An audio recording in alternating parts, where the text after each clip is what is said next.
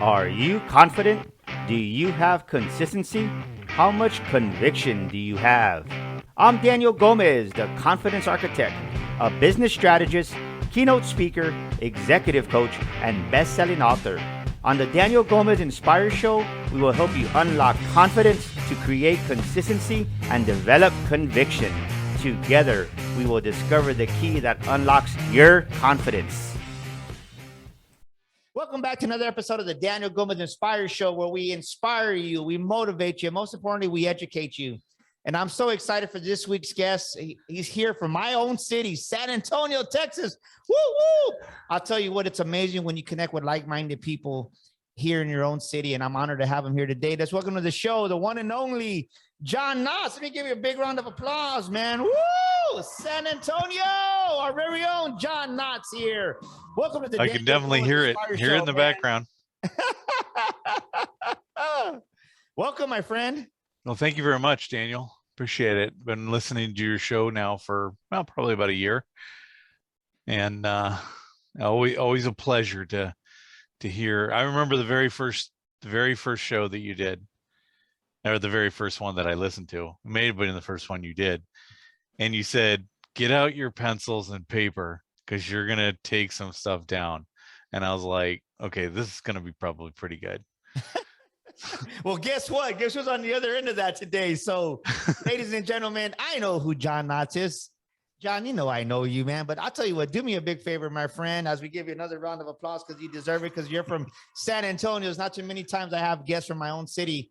Who is John Knotts, my friend? Introduce yourself to the Daniel Gomez Inspire Show, please. Well, John Knotts, I'm a personal and professional business coach and consultant. And my wife and I, we own a horse farm here in just north of San Antonio, 100 acres with 34 horses on property. It's a full up business. And I like to think of myself as a success incubator. I believe that my role, basically my success, is in the success of the people that I talk to, I work with, I deal with on a regular basis. Success Incubator. I love that. And that's the name of your, now I know where the name of the group came from. I never knew that. Wow, John. Well, I'll tell you what, I love that. So when somebody hears Success Incubator, and you know what, before I say that, before I ask that question, this is what we say: get out your pen and paper, because John Knotts is about to drop some wisdom here, ladies and gentlemen. And I've personally been at several events with this amazing man here, and he talks about business. He thinks from a different perspective that I love, because it helps me to grow and learn in business. So get out your pen and papers, because he's going to drop some wisdom. You want to write it down, because over 50% of what you write down, you're going to retain even more, because it registers to your subconscious mind. But most importantly, most people don't realize your own mind recognizes its own handwriting, which is your handwriting. So when you write it down, it's going to retain a lot more information. It's going to make you smarter. And I really want you to listen today, and really, as you listen and write, take the perspective as what you're writing down, you're going to teach it, and you're even going to retain more information. So, John, when someone hears Success Incubator, what is it that you want them to take away? What's the feeling? What's the emotion? What's the mindset on that? So my company is called Crosscutter Enterprises, and I'll kind of tie this in. So cross-cutting is a way that a diamond cutter cuts a diamond to bring out its brilliance. And I believe that everybody and everybody's business is just a rough diamond waiting to be cross-cut. It's the same thing from a perspective of success incubation. So you've heard of business incubators out there, the ones that help grow businesses with funding. They find angel investors or venture capitalists, or they just help them getting certain types of loans or investments. Well, I look at it the same way with somebody's success, whether it be their own or it be in business. And my job is to help incubate that success. I actually, 21 years ago, created a vision statement for myself, which I still use today, is to leave nothing in my wake but success. Woo, boom, baby. I got to give you a right there. I tell you, ladies. So think about what he just said, ladies and gentlemen. You are a diamond I love that. I never knew what I knew the name of your business, but I never knew that's what a cross cutter was. That's the So where, importance of your name, the name of your business, right? Because yeah. once you understand the reason behind it, it makes it very hard to forget. Oh, yeah, I remember that company. Yes. So right now, I want you to think about this, ladies and gentlemen. Where in your business do you need to be cross cut? You're a rough diamond right now in some aspect of your business, and you're fighting it, and you're wondering, why am I not growing? Why am I not going where I need to go? Why am I not up leveling my business, my life? I'm stuck in the same position, and just things, you're frustrated, right? You're stuck in that rut. Where do you need to be cross cut? I love the way you said that, because there's a diamond inside of you, like John just said, that's dying to come out. Your business is there, ready to grow, more revenue, more sales, but you're fighting the resistance. So, what do you see out there, John, as you're going out there? I know me and you were on a phone call, and you were up north, several hours away at a business and taking care of one of your clients. But what's one of the things that you see just come up on a continuous basis that people fight and they don't want to be cross cut? Well, the biggest problem that all people and businesses face is that they lack clear purpose. And I mean, there's been studies done, and they say that it's about 80% of people don't know what their purpose is. And that's probably the major thing that holds people back. And there's a lot of reasons why you don't know what your purpose is, but discovering it is difficult for a lot of people. And that's the first thing that I want to focus with whenever I work with anybody. It's, why do they exist? What are they here for? Because once you understand that, it doesn't matter what you do, you're going to enjoy it every day. You're going to live it every day. You're going to obsess over it because that's who you are. But it's discovering that is probably the first step. Wow, I love what you just said, because it's I don't think it's coincidence, because I was driving down the highway yesterday and I heard this. I had heard it before because this person, I convert with them every once in a while, and then I just heard this and I said, I thought to myself, John, I need to make a mission statement, not for my business, but for Daniel Gomez. Is that what you're Yep, saying? And absolutely. the way they talked about it is, when you have a mission statement for your life, even when you have a bad day or a bad month, it doesn't take you off kilter. It doesn't tilt you to the left or to the right. You stay your path, because when you have your mission, it gives you a bigger purpose. And I love what they were talking about. So tell us more about what you're saying, because I'm actually needing to write a mission statement for my life. We have one for our business, but I think as I was pondering this on my drive home yesterday, I said, there's some things I need to tweak, right? Because what got Daniel Gomez here, what got Daniel Gomez inspires here to this level of success, it's not going to work in 2022. And I think so many times we make the mistake that we hit a level of success and it's like, okay, great. What are you going to do next? And we get comfortable in that success. And right, we don't incubate ourselves to go to the next level, Right. because guess what? We don't want to go through the pain again. So what you're talking about is, this is a scale challenge. And often we talk about scale in businesses, but it also affects people. So we grow to a certain point and then we struggle to get to the next level. A lot of the reasons why we struggle is because we lack strategy. We've just been doing the next thing that comes along. It seems like a good idea. I did that for 35 years of my life. In 2000, I discovered my purpose. Discovering your purpose, and purpose and mission are two different things. Purpose is why you exist, and then mission is, what do you do with that? So for me, my why is to be that success incubator, to help people find and achieve the successes that they desire in their life. How I do that is through coaching, consulting, teaching, speaking, writing, and a whole host of other things that I've stood up over the last 20 years, 21 years. Well, you forgot one there. You know that. You What's forgot that? being a friend, man. Yeah. I can tell you what I love about John, ladies and gentlemen, is that I'll get an invite out of the blue on LinkedIn, or he'll invite to some of his events, and I'll tell you that he's a real deal. It took me some time to really, like, I think we all go through that, where we have these defensive walls or these barriers that we put between us and other people, and not that Oh we yeah. do it purposely. But I think I learned that because I went to, right. I'm growing my education. I learned a new terminology here this year called unconscious bias. And I think Mhm. as we grow up, we have these unconscious bias. And I was like, oh, I'm not a bad person. I just have an unconscious bias. So once I remove that bias, it's like, I love John. He's a great person. And I say that, John, because you're a friend. I mean, I really consider you a friend. If not, we wouldn't be here talking. And I say that because you always, in your own unique way, you challenge me. And I'm going to be honest with you. There's sometimes, ladies and gentlemen, where he'll post something on LinkedIn, or I said, I know he's gonna ask me to go deeper. And sometimes I like to give one or two word answers on LinkedIn to a comment, but you're like, what do you mean? Right. And it's like, I knew he was going to do that. I but well, I love the conversation because that's where we learn. right. I always approach everything from a position of curiosity. I'm always asking the questions because I that basically puts you in the safe place to say, well, he doesn't know everything. When you start off and you just start saying this is the way it is, now you're operating out of your bias. You're telling you this is the way it is and this is the way it should be for you.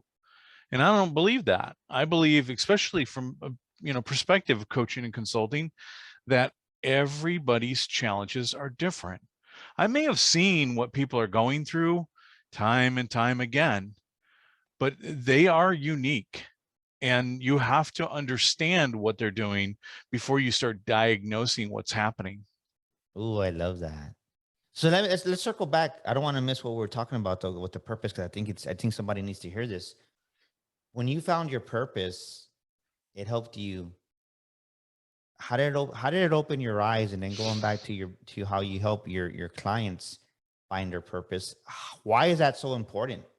Well, so I think we've talked about this, but I'm editing right now my next book, and it's called Becoming Unbelievably Successful. Now, I caveat that title. I remember when my wife was reading the edited version, or she was editing some of my work, and she looked at me and she goes, "Do you think you're an unbelievable success?" And I said, "No, that's the whole purpose of the book. It's about becoming, because you never really achieve your success. You always chase your success." I don't know how much you know about the universal laws, but the universal law of relativity is basically outlined such that as you learn more, your relativity changes to the subject. And as we say, the way you look at things changes, the things that you look at change. Yes. So in success, we'll set a success for ourselves. It might be you're starting out in your life and you're like, man, I'd really like to make $15 an hour. And then you get to $12 an hour and you're thinking, boy, it'd be really cool to be making $25 an hour. And the next thing you know, I'm like, boy, if I could be making 100,000 a year, that would be something.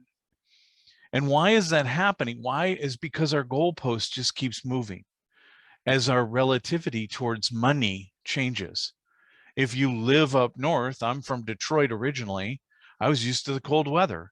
If I had never traveled anywhere, and I've traveled quite a lot, but if I've never traveled anywhere, I'm going to think that everything's cold. And when Texas had its freeze in Valentine's Day this year,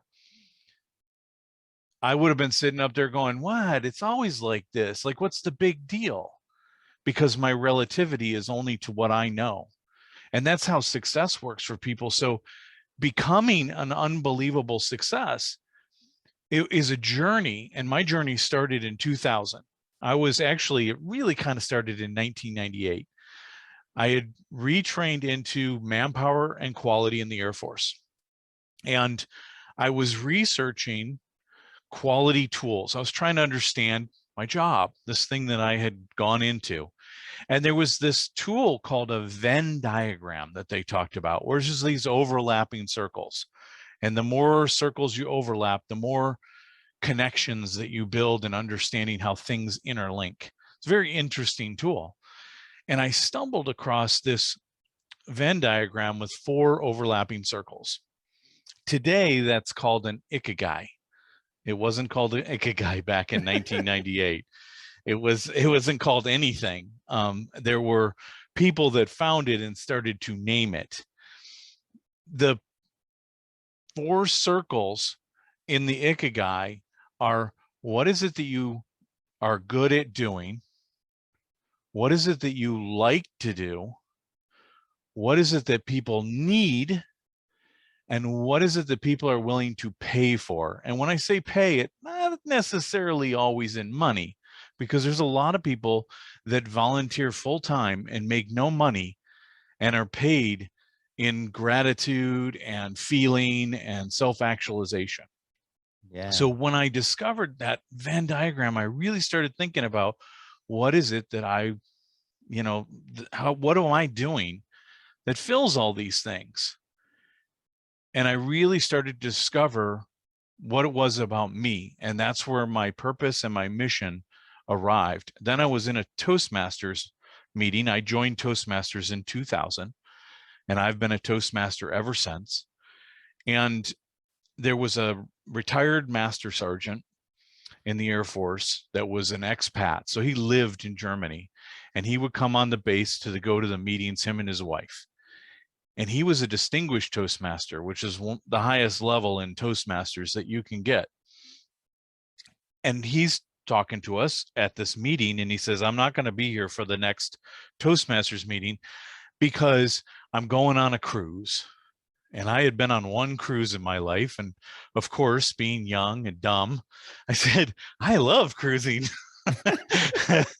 Because I knew everything about it. I actually do now, but I had no idea what it was like or what he was doing. And he just looked at me and he said, well, the cruise line that I go on, they pay me with a free cruise 6 to 8 times a year. And all I do is I go on there and I speak twice during the cruise. And my jaw dropped open. I was like, what? Like, you're kidding me. And I started really thinking about what he said. Yes. And I was like, how could I get someone to pay me to do the things that I really love to do in my life? And that's where I started to drive, like, okay, here's my vision. And I always say that there is a why vision and there's a what vision. So your what is your mission and your why is your purpose, right? Yeah. So each of those should have a vision associated with it. My what vision is what drove my goal creation. And I created a plan with 6 goal areas. I don't call them goals anymore because they don't ever change. One of my goals was to be an author. I knew that I needed to be a published author if I wanted to achieve my what vision. Yeah. But what I found over time, it's not about publishing once, it's about repeatedly publishing and becoming more of a thought leader through the written word. Yes. Well, let me ask you this: as you're going through this, what transformation is going on inside John Knotts? Right, you see this Venn picture, 1998. You hear the distinguished Toastmaster speak in 2000. So how does that look to the person that's doesn't know their purpose, that's trying to find their way? Speak to that person right now. If someone is out there, what happened inside of John, and then help us to see what can somebody that's listening to this show right now. And because I think what happens, this is something that I think for myself is, we hear you got to find your purpose so many times that you tune it out, right? It's just, you have It's a filter. theory. Yeah, it's what is that? So help us to find out what happened, like, I guess, prior to that and then after, right? What happened to John that we can understand? And then how does somebody truly not just say, well, find your why, your purpose, because everybody says that. And then some of these people I hear speak, I'm like, that doesn't make sense. But I know you know what you're talking about. So talk to us, what happened in you And how does somebody find their purpose after that, John? So I will say that I was a cop before I retrained, and I was my first 3 years in the Air Force were terrible. I was not built for the Air Force. I was not mentally, I was not designed for the Air Force, but they beat it into me. And finally I changed and I adapted. And suddenly I started to do a lot of good things. I won a lot of awards. I was very successful. Now, when I look back on this, because we always look back on our life and we armchair quarterback the crap out of it, but I I'm looking back and I'm going, like all those successes were not following a plan. All of them. I was just going after the next thing. I was doing my job. I was working hard. And I was like, well, that seems like a fun thing to do. Let me go do that. And that's how we kind of go through life. Think about like we live in our life in a maze. And when we come to every intersection, we have opportunities. We don't know where they're going. We just like, oh, I think it's going to be that direction. So when you sit down and you write out the things that is like, what do I like to do? What am I really good at doing? And what are some things that I would really like to do? Because maybe that's where your purpose lies. But you start with you, because you are the easiest subject to look at. And it's just like, what am I good at? And what do I like to do? Write those things down. From there, then you go, okay, what of those things would people really need? And a lot of times what happens is you start to group things. We call it affinity diagramming in the process improvement business, but you start to chunk those things up into like, well, I could do these things and people need that. So in my case, improving businesses, that was where I started in 1998. I moved into being a manpower and quality craftsman, and my job was to improve organizations in the Air Force. So I was like, well, I'm pretty good at this, even though I'm new. I really like it, and I think I'm going to be really good at it. I wasn't an expert, but hey, that's all in the goals, right? Yeah. Then you start to ask yourself, well, if they need it, well, are they willing to pay for it? They're willing to pay a lot for it. And if the answer to that question is yes, then you might have just hit on something. Well, okay, I really like doing it. I'm really good at doing it, or I can get really good at doing it. People really need it, and I can get paid for this. I can make a living out of this, maybe a really good living. So now you found the very center of that Venn diagram. And it's just self-discovery. And we struggle with it because people are, well, find your purpose. Well, what the heck do you mean? Like, But look that makes inside sense the way yourself. you just described it. I love that, right? But so you get out of the military, because somebody right now is listening to what you're talking about, and you took action, right? You stepped out in faith and you started doing what you're doing. And something that I see as I go out there and do, whether it's entrepreneur coaching or small business coaching or small to medium enterprises, that sometimes they're unrealistic with the results they want to get. They step into it and right away they want to be making $1 million in revenue, or they want Six to be, figures. or they want to be doing this, and they want, and there's a delayed process. Mm-hmm. And it's part of the gig, right? Because like you said, I love what you said, because I teach on that too, right? It's a journey of becoming. Even an organization has to become who they're destined to be. What Talk to that person right now that's frustrated, that needs some help, because I love what you're saying, because I think when you made a decision to do this, many people make the decision to do this, and then they're unrealistic with the results they want to attain. And not that it can't be done, because it can be done, but what do you see are two things that hinder small businesses today as their expectations or their goals, like you're saying, are set up? So the biggest challenge after you've discovered where you want to go, and now it's, like, what you want to do. Now, you got to figure out where you want to go. You got to be able to put some kind of perspectives around that. And for me, it was to say, what would people pay me? Or, what would they pay for? What would I have to look like? I didn't look like anything that I had envisioned. And when I laid out, I said, okay, if these are all the things, I have 6 goal areas. Business was one of them. I have to be really good at improving organizations. Well, I had just started. So what did I know? I'm not really good at it. So I'm going to have to get really good. I knew I needed more education because I had none. I didn't even have an associate's degree in 2000. I knew I needed certifications. I knew I needed a strong network because I had been in professional military associations. I knew that I wanted to be a published author, and I knew I needed to be a professional speaker. So I started to lay out, okay, if I'm going to do all these things, what do I have to do? So I'll take education as an example. I didn't have an associate's degree, but I said, what would they pay for? Well, they would probably pay for a PhD, because people think a PhD, a doctor, is really quite smart and Yeah. they know everything. So I was like, all right, what am I going to have to do to get that PhD? Then it started to evolve. So we have a lot of discussion on the internet these days about not getting a degree and just going into business. Well, I'm going to tell you, the reason why we say that is because people force you to get a degree without purpose and direction. So you get a Say that degree. again. That's a Why? boom, baby, right there. Well, I they mean, it's true.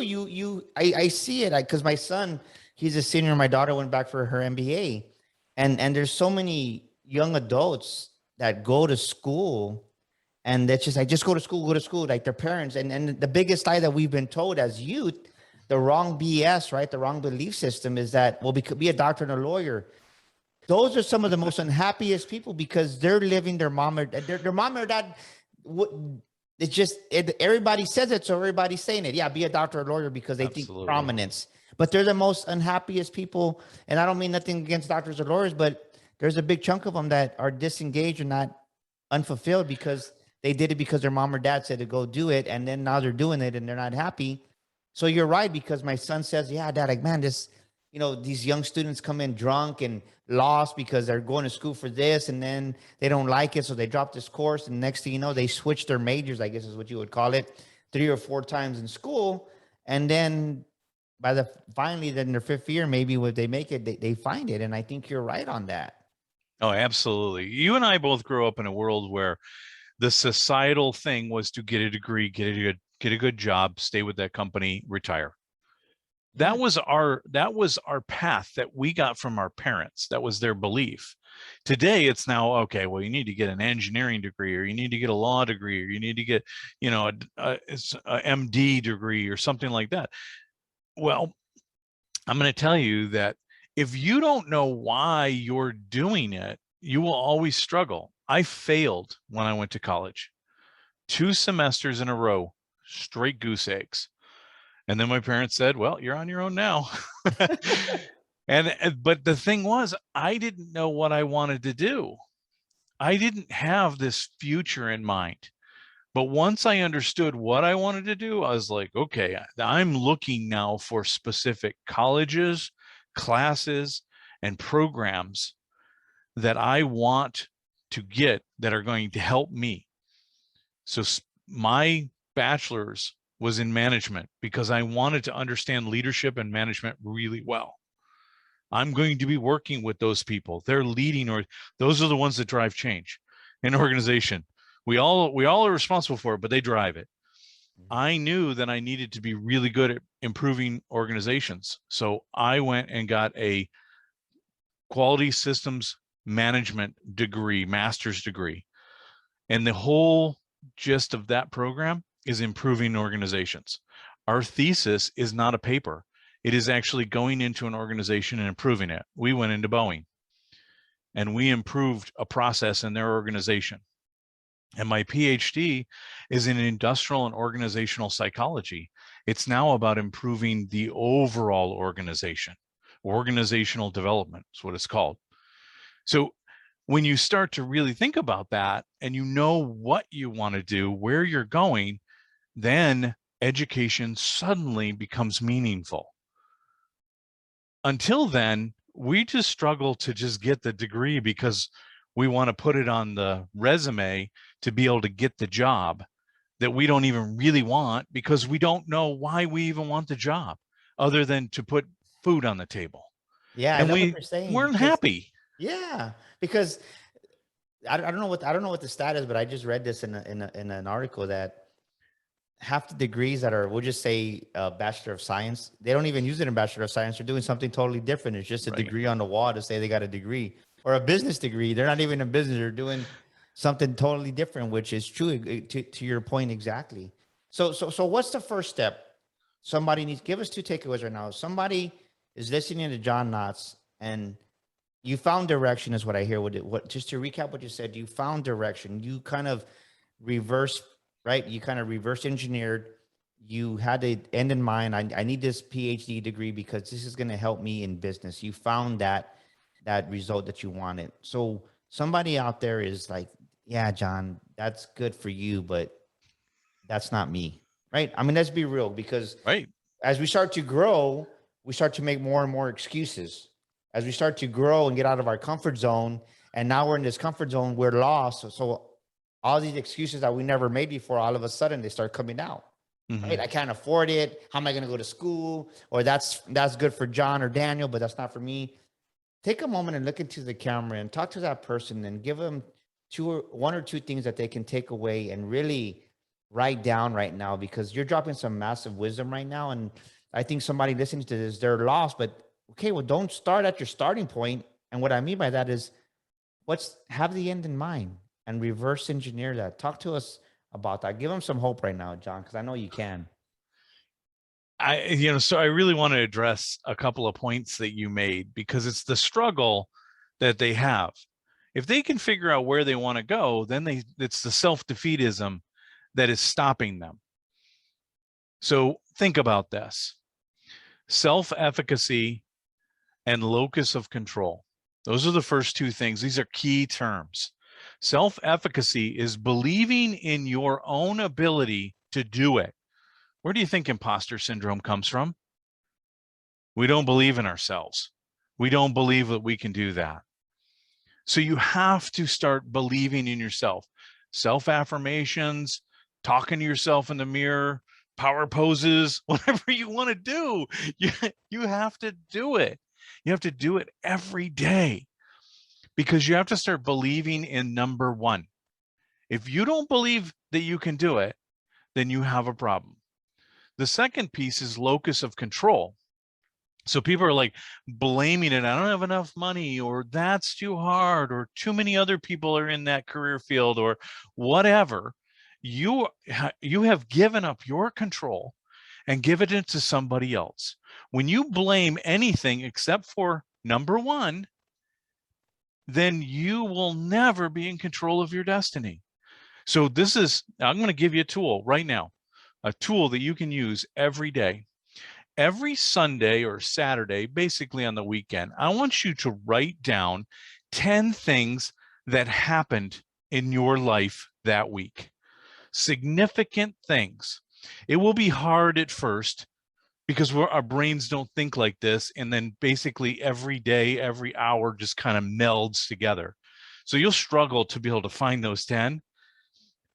Give it about a month and a half, and you're going to struggle to keep it to 10, because you're going to be very good at identifying significant things that happen during your week.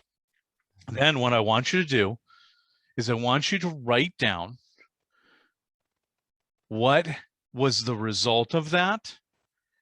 Did you feel as if you were in control or out of control of that? What was your self-efficacy?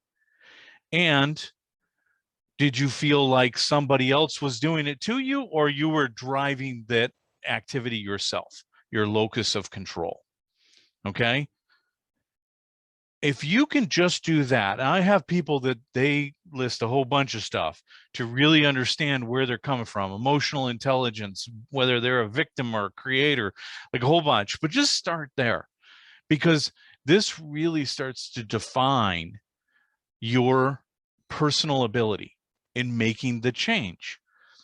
And when you start looking at this every week, this is data, and we can only make decisions off of data. I hear a lot of people sitting there talking about how you have to change your life, but they don't tell you how to do it. The only way is to Yeah. use lagging metrics. Lagging meaning it already happened, and I'm going to examine it to be able to identify triggers, behaviors, and how I can change it. So when we say mindfulness, you heard that term. Yeah. Oh, got to be mindful. Well, what does mindful mean? It means being aware in the moment. But what are you being aware of? I'm being aware of this has happened before, trigger. This is how I reacted, behavior. And now I'd like to change it. Yes. Choose. Do that. Just do that. Have your plan, have your path, and then learn to believe in yourself. Things will start to Wow. change. Dude, I gotta give you a woo, right there. Say that last terminology, locus of what? Locus of control, where your control is located, internally or externally. And ladies and gentlemen, John is saying this right now. You're giving your control to everybody around you. You're wondering why I don't know who needs to hear this, but I'm just this is what I feel like I need to say right now in the moment. I feel it in my heart. You're blaming it on your wife. You're blaming it on your husband. You're blaming it on your ex-boyfriend. You're blaming it on your ex-boss that you still haven't forgiven. Blame it on COVID. You're blaming it on COVID. Exactly. You're blaming it on everything around you except you didn't take ownership of it. The locus of control. In other words, you gave control. It's kind of like you're broke, but you gave your checkbook to your son and your daughter that's 5 years old and they bought nothing but candy. Whose fault is it? Yours, because you gave them that checkbook. You gave them that debit card. It wouldn't make sense, right? That's the same analogy you're doing. You gave a child a bank card, your MasterCard debit card, and they went and bought candy. They went and bought pizza. And you're like, what? I just told you to go buy a soda. But you're mad at them, like you're mad at those other people. But when you're the one that gave them the control, you're the one that handed them that card. So stop handing over your debit card to everybody to use and take control of your own life and take control of your own finances. It's my number one lesson in my book, man. Everything, every single thing that's happened to me, good or bad in my life, is my doing. When you can say that, when you seriously can say that, your life will change. Say that and again, it's a hard say that thing. again. Say that again. I need to hear that. I'm going to give you that's a round of applause right there in the middle of the show, baby. Write this down. Write this down right now. What John just said, write this down. Take it away, John. Take it away. When you can say to yourself that every single thing that happens in your life, good or bad, is a result of what you've done, you will change your life. And that's true. I never realized for myself, I look back a decade ago, how much of a victim mentality I played. And I think sometimes talking about those triggers, we live in a society, we live in a business world that craves attention, right? But we go about it the wrong way. And it reminds me of a family member that I had that got sick.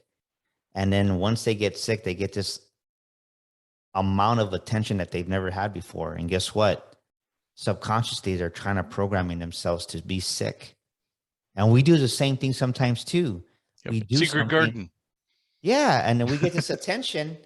Well, let me do it again. And it doesn't serve you. And then we have these habits and then we carry them into business. And then our business is failing. Why? Because you have these preconditioned behaviors that are programmed in you.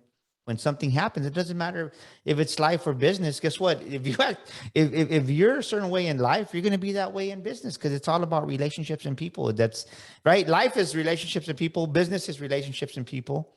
Yep. And I love what you're talking about. So think about what John just said, ladies and gentlemen. Where in your life do you have to take control back? I'd like to address that. So I Well, often talk That's about, why you're on the show, baby. You're the man. I'm telling you. I often talk about the choices that we face every day. So you're faced with millions of choices every day. You have all these things that are happening from moment to moment to moment, and you're making a decision, and then you have essentially 3 decisions you can make. You have the easy decision. The easy decision usually results in quick gratitude. Then you have the normal decision. It's a little bit of work and it's going to be good. And then you have the hard decision. And the hard decision is always difficult, but it results in the best long-term response. So I often say, when your alarm goes off in the morning and you know you need to get up and you need to work out and you need to get ready for work, whatever it is, and you say, I'm just going to turn that alarm off and I'm going to wake up when I want to wake up. What decision have you just made? It's the easy decision. When you get out of bed, make that bed and get ready, go and get ready for whatever it is the day is going to provide, you've chosen the hard decision. You are faced with those decisions all the time. And it's a matter of how many hard decisions that you select that are going to define how you live your life. Man, I love what you're saying. I just had I had to take control of my life in an area. And I say this because it wasn't an easy thing for me. I've always been pretty fit, I thought. And this year, it's just been a challenge for me because when I really, really hurt myself last year and I couldn't walk for 3 months, the mental barrier was still there. And I knew I wasn't doing my workouts. It becomes a habit. It's like COVID. You brought up COVID. We're in a habit of not giving 100%. We get dressed half-assed. So we're taking that half-assed into something else in our lives. Yep. And I noticed that when I was going to the gym, like I didn't have that edge. And I had to be real with myself, John, because I said, well, if I'm not giving 110% in my workout, even though we've had a great year, I'm taking shortcuts somewhere in my life, in my business. I can't see it. I don't know where it is. And I had to hire a trainer. I had to hire a coach to help me push me over that edge. And I can tell you, because the first week that we worked out like, I think 4 out of the 5 days. I hadn't worked out that hard in over a year. I was sore for a week straight, like literally a week straight, but it was good because I forgot what it was like to be sore. But I had to take back the control and stop making excuses. And where right now, you listening to this episode or watching right here on YouTube, where are you making excuses? Like John is saying, you've given up the control in your life and you're not taking responsibilities in yourself. Man, you're sharing some good stuff, John. Where you been hiding that on my life, man? We live in the same city. Yeah, man. So let me ask you this as we're coming towards the end of our episode here. When is the time that John Knotts came out, went through all this to get his PhD, becoming that business consultant, business coach, Crosscutter's born? Where in your journey, right? Because we're hearing all your successes and I'm loving the wisdom you're sharing, but where is the time that, let's be honest with the audience, that you lost your confidence, doubt crept in? What did you learn about yourself at that moment and what did you do to overcome it? All of that happened before 2000. The change was focusing on who I wanted to be in my life and having a plan to get there. I went to college right out of high school. That's what we do. Parents paying for it. Middle class family, going to a okay college, the one I could get into because I sucked in high school, 2.5 grade point average or something like that. And I completely failed. Now I say that I went in, where did I start my life? So when I was in junior high, I decided that I wanted to be a big rig truck driver. I wanted to drive semi trucks. That was the time when Smokey and the Bandit was out and the song Convoy was on the radio. I must have played that thing until the record fell apart. I love the concept of that. And my parents, they traveled all over the place. They had RVs. They went through several different RVs. And as we would go by the semis, I'd be like pulling my arm down Yeah, I to did that get too. those semis to blow the horn. And I just loved that. And then I was in junior high and I had an architectural drawing class, which is something I was kind of interested in. And this was a really cool exploratory class where we went soup to nuts and you learned how to draw, build a model, and then, basically design your home. The first thing that we had to do, the first class project, was to go research what we wanted to do in our life, find out how much money it made, take a certain, I think it was 10 years worth of that money and a certain percentage of it. And that's how much money you had to build your house. And I was so excited. And I built my 2-bedroom cabin in the woods with a propane pig in the back. I was, excited about it. And then I walked in and there were all these people that wanted to be doctors and lawyers and astronauts. They had these McMansions that they had built with all of their money. And I'm like, I don't want to be a big rig driver anymore. So it really, there's where I first struggled, because now I didn't know really what I wanted to do. Then I got involved in computers. And in high school, I learned everything about computers I could because I loved it. I was eating it up. And I thought I was so good because I had taken every class that was offered. I even took classes that they were in my last year in high school, they created, that were way beneath me, but I'm like, I'm going to learn this. And I went to college thinking that I was it. And I found out that I was not it. And it just dashed all of my world. And I just lost all interest. Yeah. I didn't know what I was going to do with a computer science degree. Might have been powerful. Who knows? Might have been a great big rig driver. Who knows? But after that, I just kind of did the next thing. I worked 7 different jobs before I finally went into the Air Force at 22 years old. I went into the Air Force kind of because I didn't have anything else to do.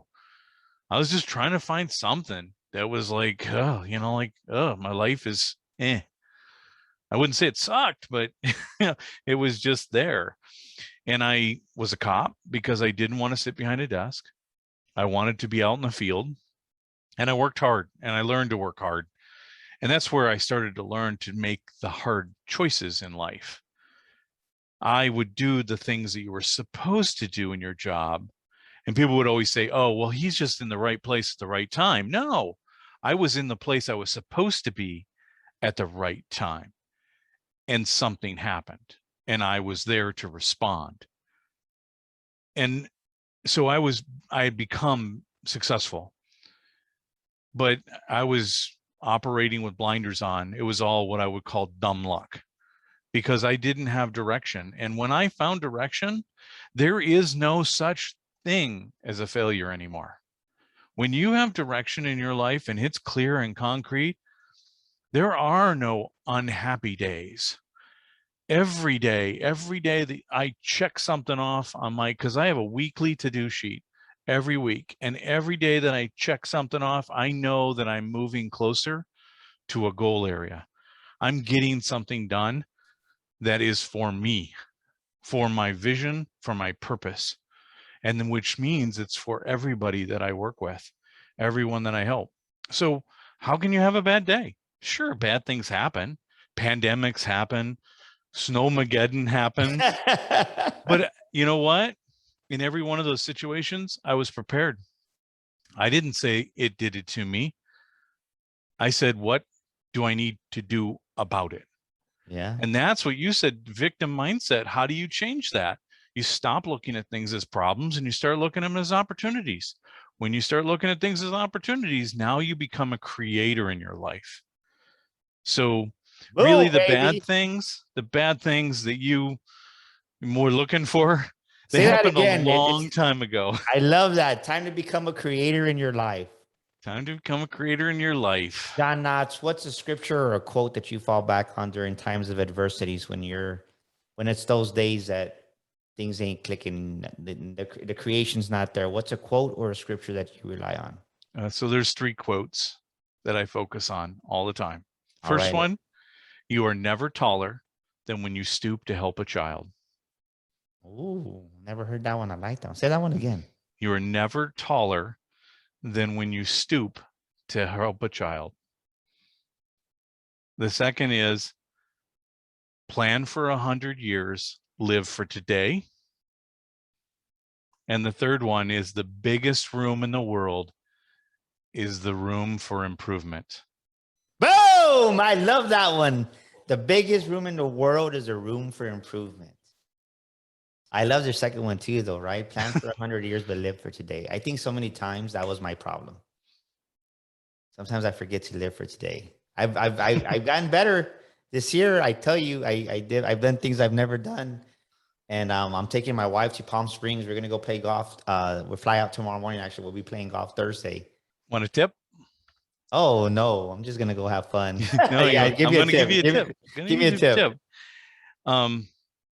Every week, write this on your whiteboard or on a piece of paper or stick it on your refrigerator, whatever you got to do. Lipstick on the mirror, I don't care. Write down one thing that you're going to explore and learn every week.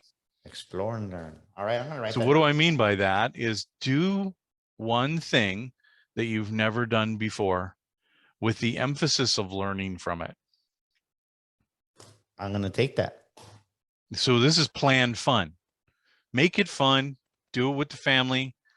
Get out there and do it with friends, but do something you've never done. You know, is one of the weird ones that my wife and I did is we had never been to IKEA. So we wanted to have the new IKEA here in San Antonio. It's not new now. It's been here for a couple of years, but yeah, like they only had it up in Dallas or up in Houston or no, Austin. And we were like, well, we should go to that, but we never did. And finally I just said, you know what, we're going to go and we're going to spend the whole day and we're going to do everything. And I remember pulling into the parking lot and my wife's like, is this like an amusement park? Because it's so huge. And we never took a shortcut, tried the food, walked around every display. I think I bought one thing. I don't think I'll ever go back, but I definitely learned and I got to people watch and understand like, why do these people come back out here? What do they come here for?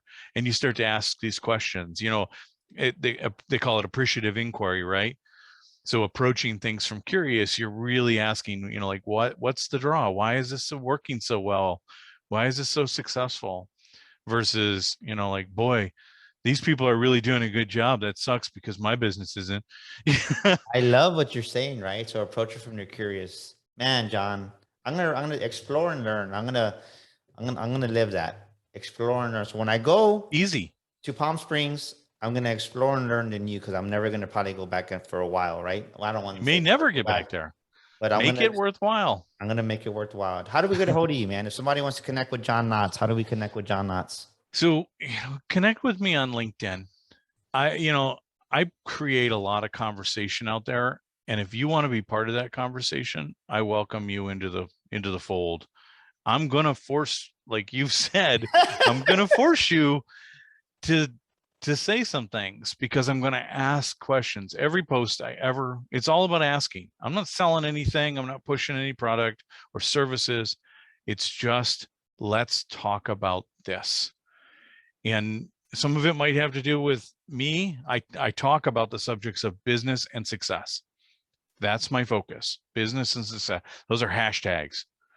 So, but that's where I think people can find me the easiest is on LinkedIn, and my website is crosscutter.com, CROSSCTR.com, as in Crosscutter Enterprises. And out there you can find all of the written material with Forbes, with Authority Magazine, with Global Business Playbook, books that I've written, and all of the podcast appearances. This one will be there, as well as others, videos that I put together. It's all sharing, because sharing is caring, right? And I want an autographed copy of your book. I called it first. So number one off the press here, Daniel Gomez Inspires from John. Man, it's been an epic interview. It was long overdue, my friend. And thank you so much for coming up. Ladies and gentlemen, We'll have his website. We'll have all his information here in the show notes so that we can get a hold of John Knotts and you want to go deeper with him. I definitely highly recommend you connect with him on LinkedIn. Thank you, John, for being with us this week. Ladies and gentlemen, that's a wrap for this week's show. Welcome back next week, right? And until then, if you're stuck in life or business and you need help, go to danielgomezglobal.com. That's danielgomezglobal.com. Send me a message there. I want to bless you with a 45-minute discovery session to help you get unstuck, because we all need help, right? And our Show to Fake coaching will help you in life and business and make a difference. We've helped hundreds and we would love to help you. And we'll see you next week with another amazing guest like John today. And John, thank you again, my friend. And that's a wrap. We'll see you next week here on the Daniel Gomez Inspire Show. This is Daniel Gomez, and thank you so much for tuning into our show today. We'd love your feedback. Please drop us a comment, and thank you for leaving us a review. Don't forget to subscribe to our show and share this episode with a friend. And my free gift for listening to our show today is a copy of my best-selling book, You Were Born to Fly. To get your free copy, go to danielgomezinspires.com and get your copy today. That's danielgomezinspires.com. And to elevate your life and business even more, follow me on social media at Daniel Gomez Inspires on Facebook, Instagram, Twitter, and YouTube. Together, we will discover the key that unlocks your confidence.